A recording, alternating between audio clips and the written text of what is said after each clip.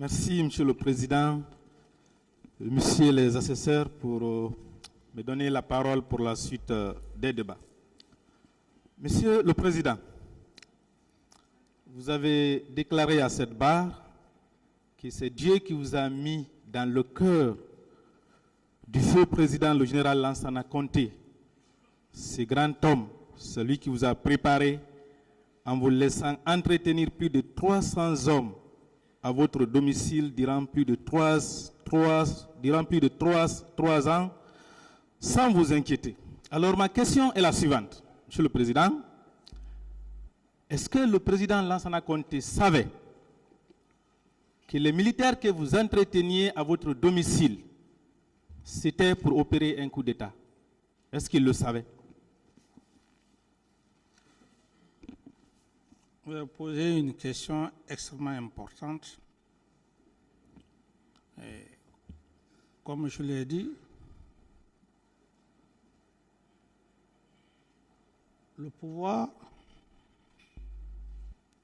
c'est Dieu qui donne à un être humain. On n'a pas besoin d'aller faire le maraboutage, on n'a pas besoin d'aller faire je ne sais quoi pour l'avoir, c'est Dieu. C'est dans ce contexte que j'ai parlé. Et il faut avoir la chance aussi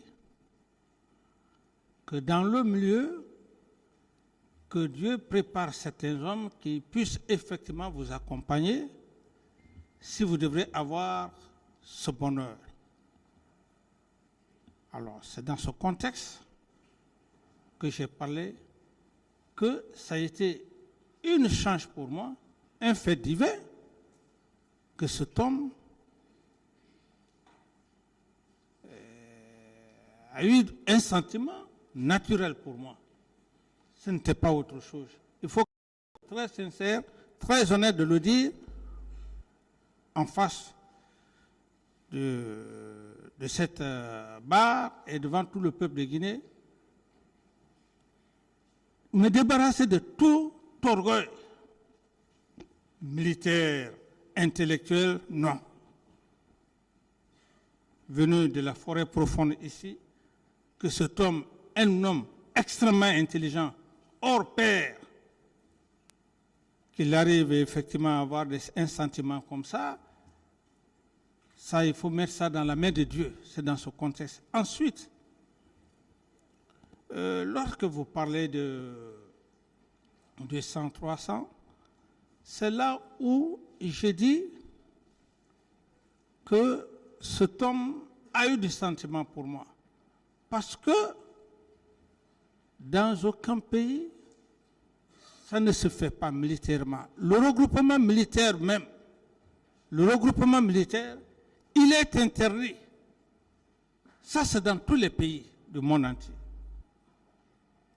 Et même à l'instant où je suis en train de parler, j'en ai même peur. Et des fois, quand j'imagine, je n'arrive pas à comprendre. Je me dis simplement que c'est un fait de Dieu. Sinon, cet homme, feu général Lansana Conté, c'était un homme extrêmement intelligent. On ne pouvait pas tromper sa vigilance. Alors donc, c'est tous ces faits qui me sont permis à dire, mais moi, qui ne suis rien, et que cet homme n'arrive pas à m'inquiéter. Cependant, à l'époque, on pouvait m'arrêter, maître. On pouvait m'arrêter. Donc, je veux simplement vous dire que il y a des choses, quand ça se passe dans la vie, il faut mettre ça sur le compte de Dieu. Et je vais même vous donner aussi un exemple.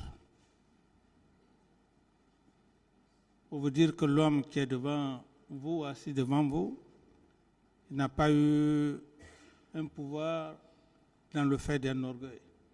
Des exemples très concrets. Vous savez que j'ai des devanciers devant moi, de très brillants officiers, de très brillants officiers. Ça pouvait être eux. Mais si cela n'a pas été fait, maître, je me dois le devoir de reconnaître Dieu. Monsieur Camara, oui. Ce qu'il veut savoir, Ouais. est-ce que ces 200 ou 300 hommes ont été entretenus par vous? Est-ce que le général Lansana Conté savait que c'était pour faire un coup d'État? C'est ce qu'il veut savoir. Bon, maître, vous parlez, c'est même... ça, c'était des moments qui se faisaient régulièrement, les hommes venaient, et je me dis, je le dis entre Dieu et moi, c'est pourquoi cet homme, je le reconnais, il le savait, parce qu'il y avait un service de renseignement extrêmement important. Et s'il ne l'a pas Est-ce fait, que c'était dans le but, il savait que c'était dans le but de faire un coup non, d'État? il ne le savait pas. D'autres questions? Il ne le savait pas. Monsieur le Président, est-ce que vous étiez ami à feu Ousmane Conté, le fils du président Lansana Conté? Est-ce que vous étiez ami? Oui, comme tout. D'accord, d'accord. Alors, vous n'avez jamais fait croire à Ousmane Conté que les militaires que vous entreteniez chez vous étaient destinés à protéger le pouvoir de son père? Mais ça, c'est ce que... C'est votre idée. C'est votre idée. Un officier militaire, on ne peut pas imaginer ce que vous êtes en train de dire. Je ne répondrai pas à cette question, maître. D'accord. Vous n'avez jamais promis à Feu Ousmane Conté de l'aider à prendre le pouvoir après le décès de son père? Mais ça, c'est même contre... C'est immoral. C'est immoral. Quel est cet homme-là? Quel est cet homme qui, de son père vivant, vous lui faites des propositions, mais il vous arrête. Il faut être un maudit. Il faut être un maudit. Ça, ce sont des imaginations. Parce qu'aussi, il y a la jalousie. Mais vous pensez que, maître, mon avènement, vous pensez que c'est tout le monde qui était content, et même à l'instant où nous sommes en train de parler? Non. D'autres questions? D'accord.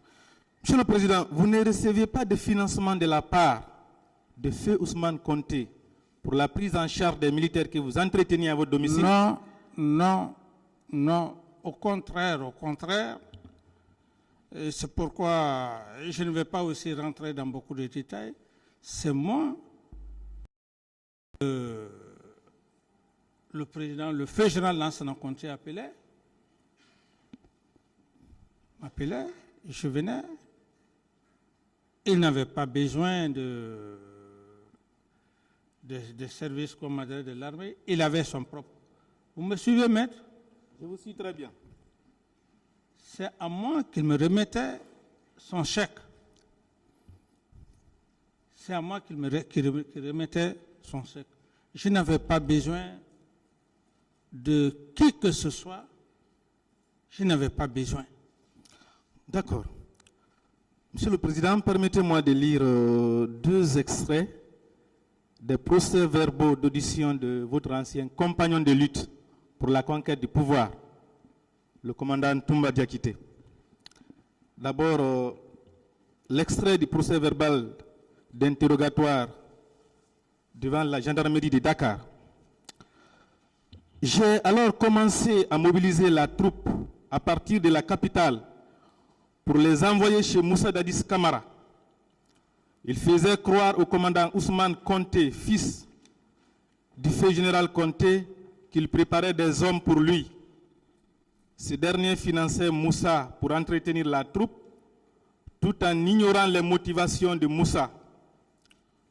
On a réussi à mettre la main sur les hommes que j'ai nommés groupe spécial de Conakry. Ça, c'est à Dakar.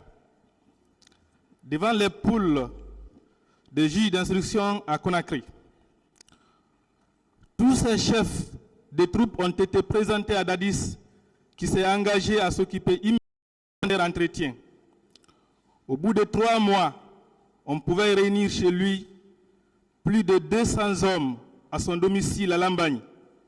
Cela nous a été facilité par le fait que Dadis était en connivence avec Ousmane Konté, qui était rassuré de succéder à son père au pouvoir. Dadis, qui le soutenait dans ça, a bénéficié d'un financement avec les promesses de nomination à des hautes fonctions. Je vais poursuivre. Je dois souligner que l'une des stratégies de Dadis consistait à pousser la troupe comme mutée suite aux mutineries à manifester. À chaque fois, il fait comprendre à Ousmane Konté que c'est lui qui sauve le régime. Il faut noter que le général Konté était fatigué. Ce sont ces démarches qui ont abouti à la nomination de Dadis comme directeur général du carburant. Oui, maître, vous savez... Qu'est-ce que vous en... Ok,